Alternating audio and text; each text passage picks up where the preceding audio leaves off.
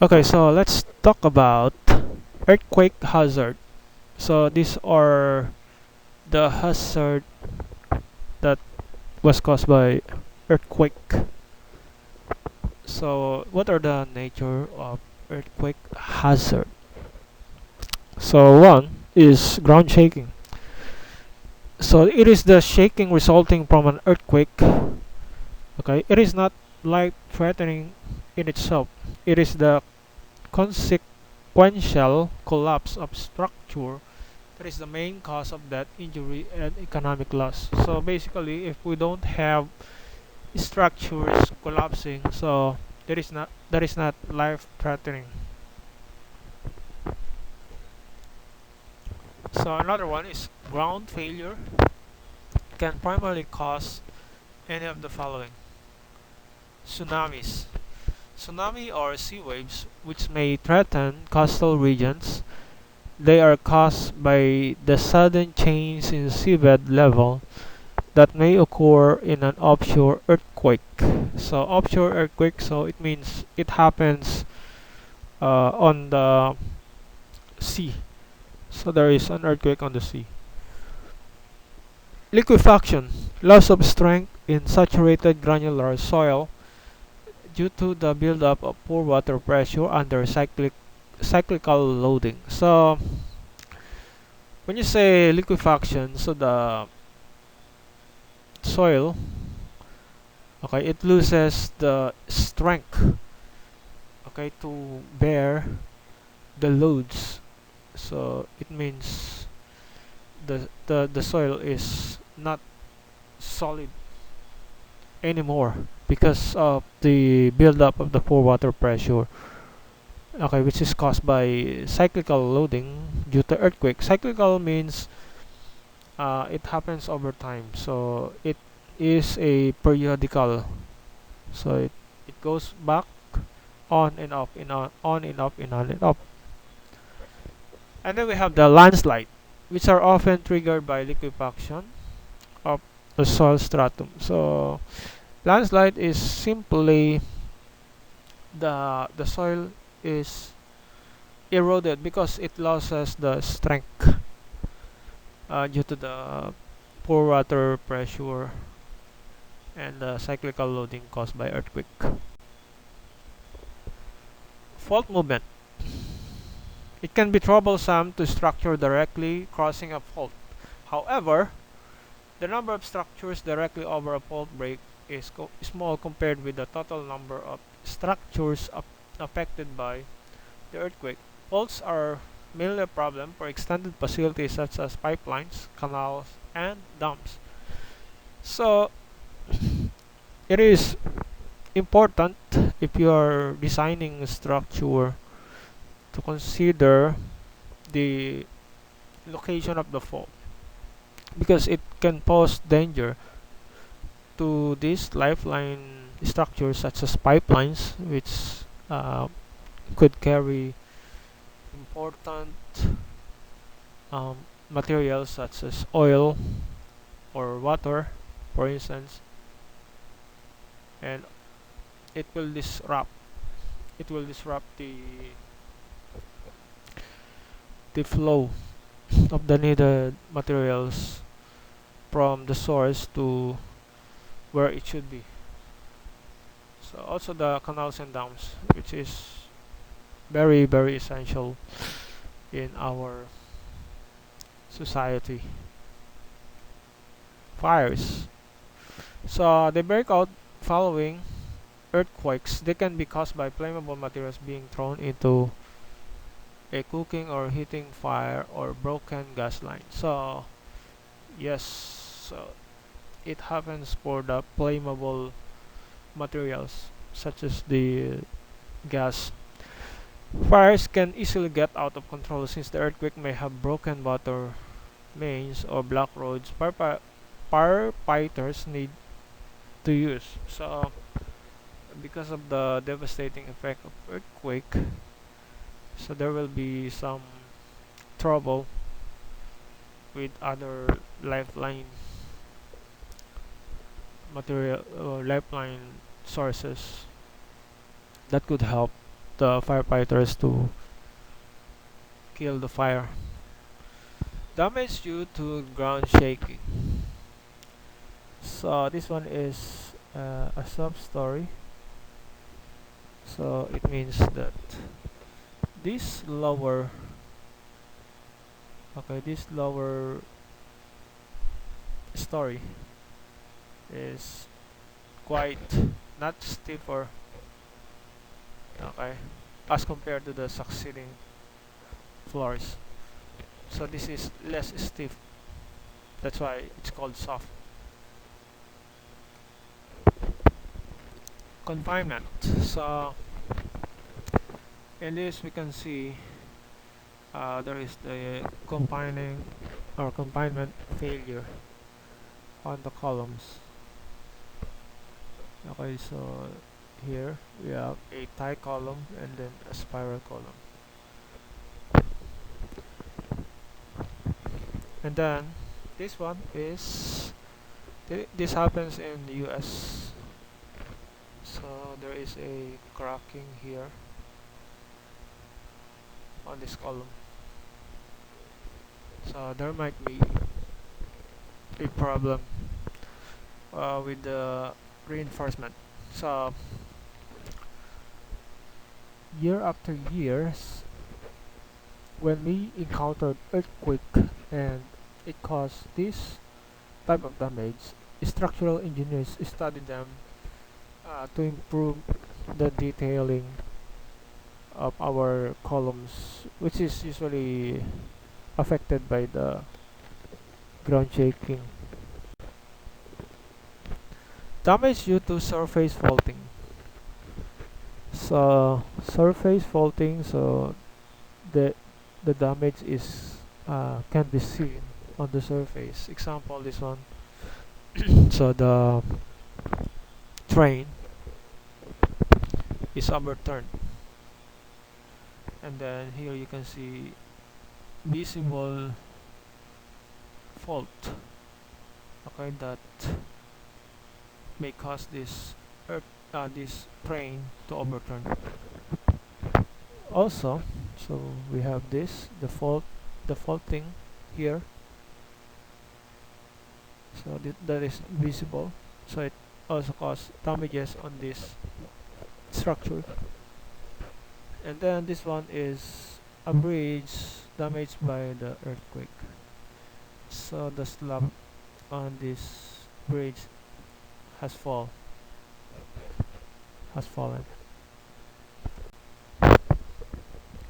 Damages due to liquefaction. So it could happen like under this river.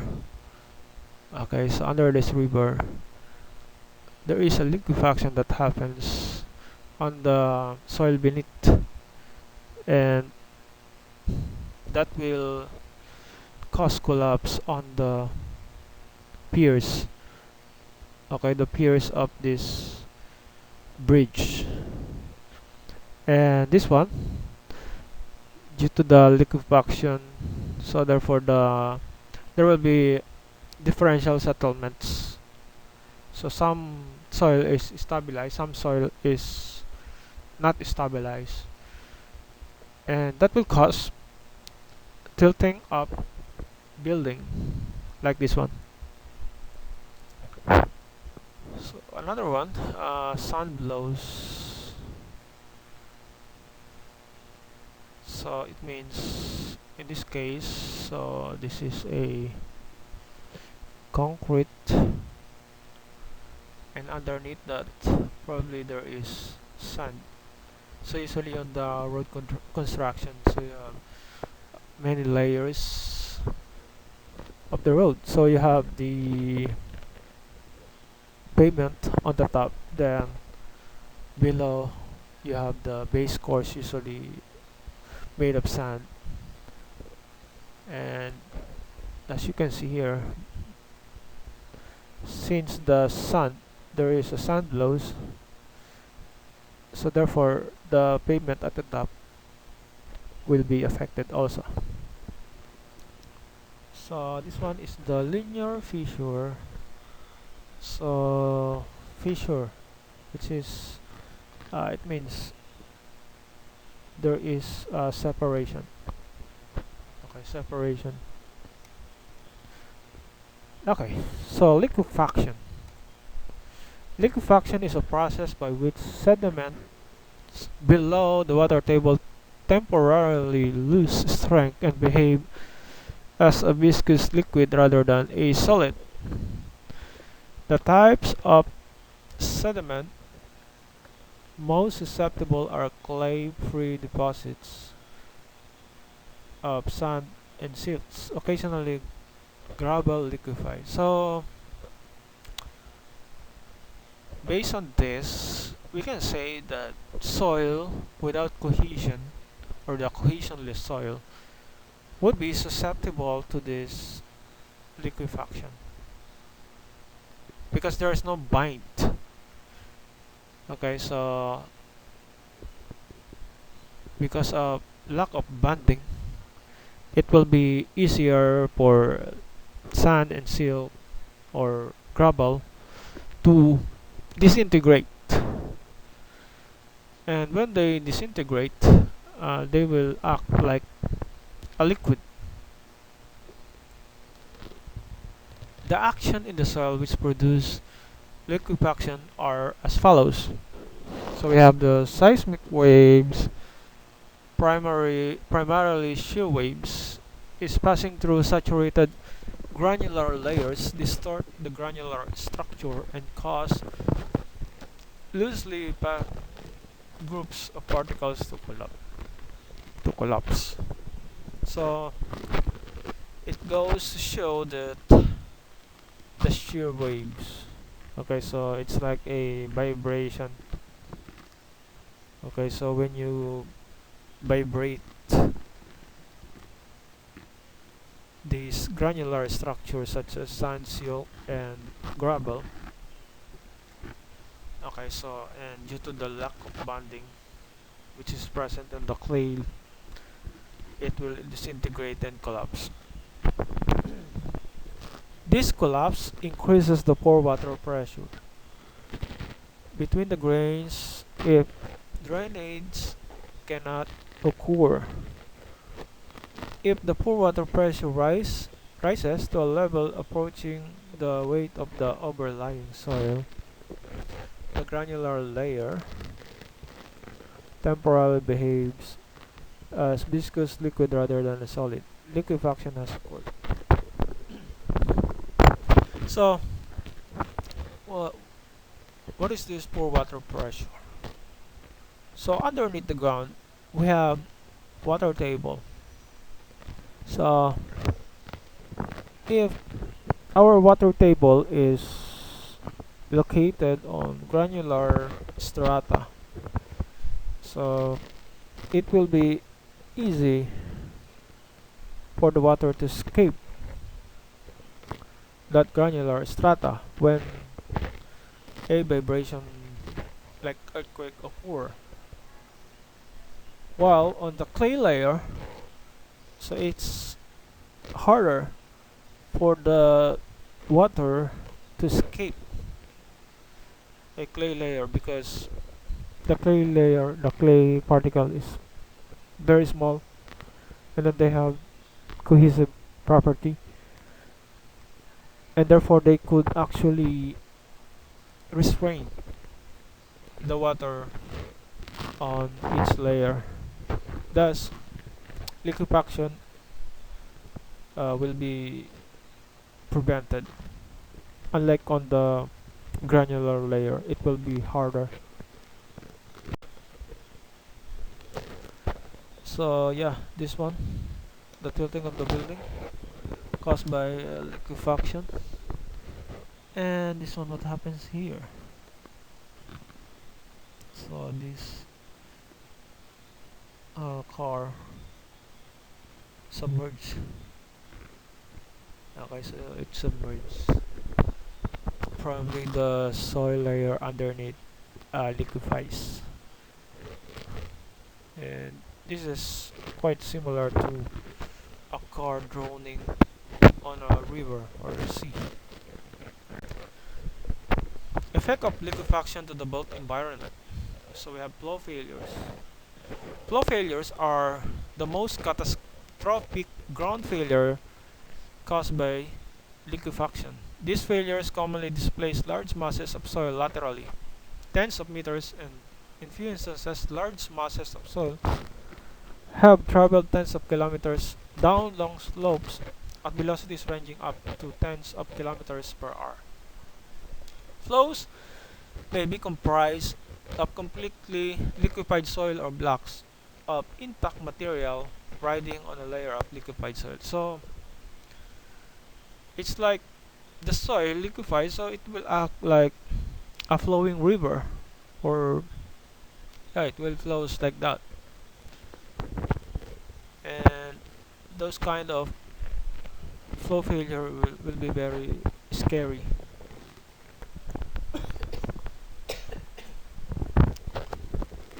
Lateral spread.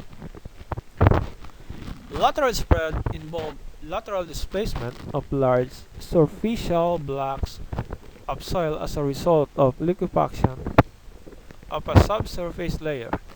Displacement occurs in response to the combination of gravitational forces and inertial forces generated by earthquake. So lateral displacement. So there is a lateral movement, okay, of the soil. So it's actually like the first mentioned, the flow failure.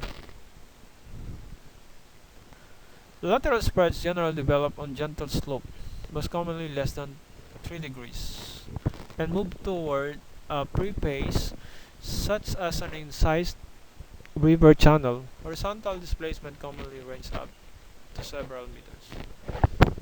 So yes, gentle slopes, 3 degrees. So for a higher degree of slope, so we may call that as soil erosion. Ground oscillation. Where ground is flat or the slope is too gentle to allow lateral displacement, liquefaction at depth may decouple overlying soil layer from the underlying ground, allowing the upper soil to oscillate back and forth and up and down in the form of ground waves. These oscillations are usually accompanied by opening and closing of fissures and fractures of rigid structures such as pavement and pipelines. So it's like the flat ground will behave like the sea. So as you can see, the sea is actually have waves. Okay, so it goes up and down and up and down. So with that, we can say that since pavements are solid, okay, pipelines are solid, so therefore we can expect fractures and fissures on these rigid structures because they are rigid. So it will basically disrupted due to this oscillation. Loss of bearing strength. So bearing strength means when the soil supporting a building or other structure liquefies and loses strength, a large deformation can occur within the soil, which may allow the structure to settle and tip.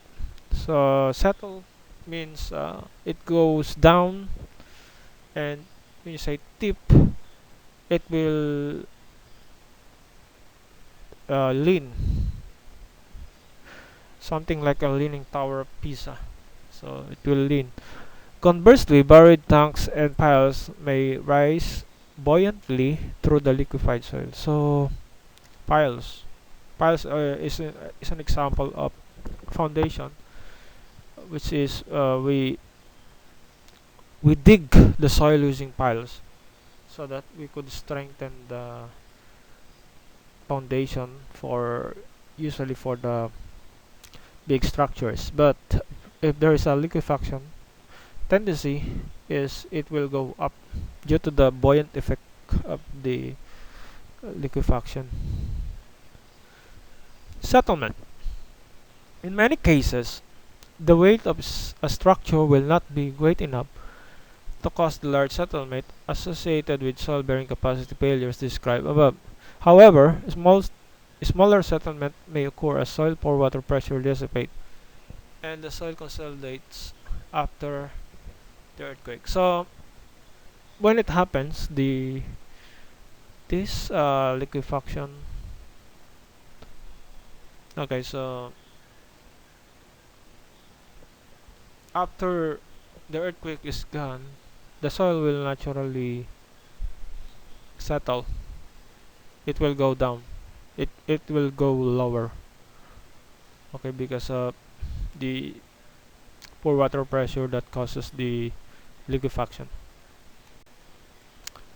Increased lateral pressure on retaining wall. If the soil behind a retaining wall liquefies, the lateral pressure on the wall may greatly increase. As a result, retaining walls may be laterally displaced, tilt, or structurally fail, as has been observed for waterfront walls retaining loose, saturated sand in a number of earthquakes. So yes, so since the lateral pressure, meaning these are the horizontal forces. Okay, so if that liquefies, meaning the soil strength will be lower, and then the pore water pressure will be higher.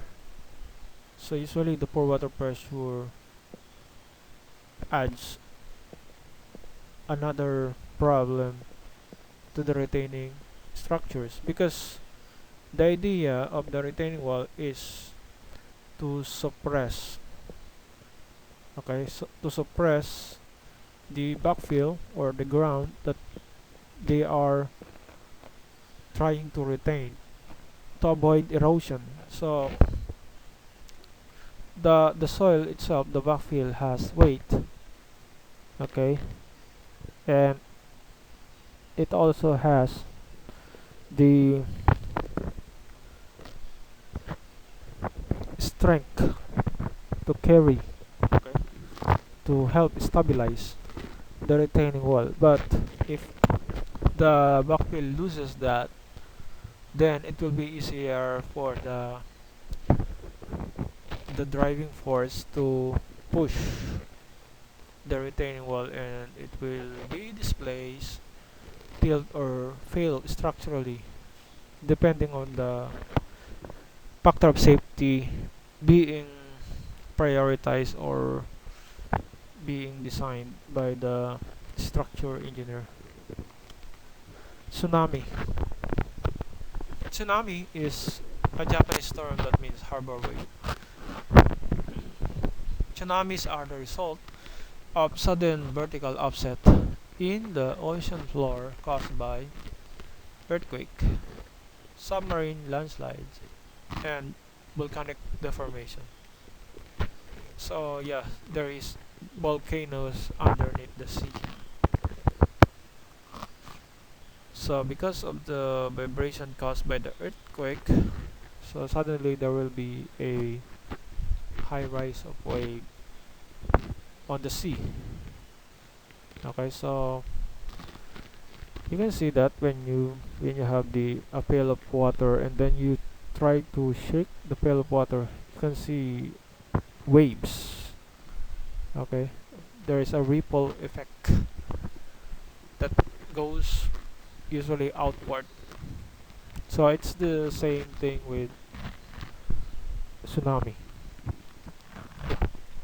So here you can see, okay, so at first there is this fault movement, and because of that fault movement there will be a rippling effect. And yes, this, as you can see, you have these waves of water that will cause the rippling effect. And when it reaches the shoreline, it looks like a momentum. Okay, so there is a momentum here when it hits the shallower area. So therefore it's negligible. Okay, but when it reaches this surface, it will go up like this one. So there is a momentum.